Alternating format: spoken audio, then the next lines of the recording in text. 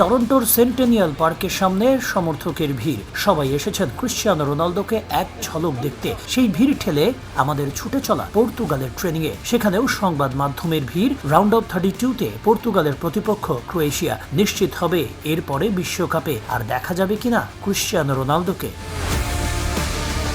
সমর্থকরা চাপে আছে সংবাদ মাধ্যমও, কিন্তু রোনালদো করছেন চীন।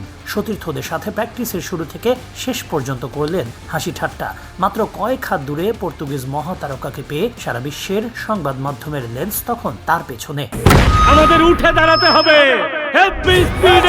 সকল অন্যায়ের বিরুদ্ধে রুখে দাঁড়ানোর এনার্জি পার্টনার। সেন্টেনিয়াল পার্কে আমার ঠিক পেছনেই অনুশীলন করছেন ক্রিশ্চিয়ানো রোনালদো এবং তার দল পর্তুগাল। ক্রোয়েশিয়া ম্যাচ সামনে রেখে রীতিমতো প্রস্তুতি, যেই সর্বোচ্চ প্রস্তুতি সেটা নিচ্ছে পর্তুগাল দল। যেহেতু গ্রুপ পর্বের লড়াইটা খুব একটা বেশি জমেনি পর্তুগালের, তাই এই ম্যাচটা ডু অর ডাই ক্রিশ্চিয়ানো রোনালদোর দলের জন্য। আর আমার পেছনে যে সংবাদ মাধ্যমগুলো দেখতে পাচ্ছেন, সেই সংবাদ মাধ্যম সবার লেন্স কিন্তু একজনকেই খুঁজছে বারবার, তিনি ক্রিশ্চিয়ানো রোনালদো। কিছুক্ষণ আগেও আমাদের চোখের সামনে দিয়ে তিনি দৌড়ে গেলেন, অর্থাৎ রানিং করলেন হালকা, এবং তখন কিন্তু তিনি আমাদের দিকে হাত নাড়িয়েছিলেন এবং তিনি সম্ভাষণ জানিয়েছিলেন।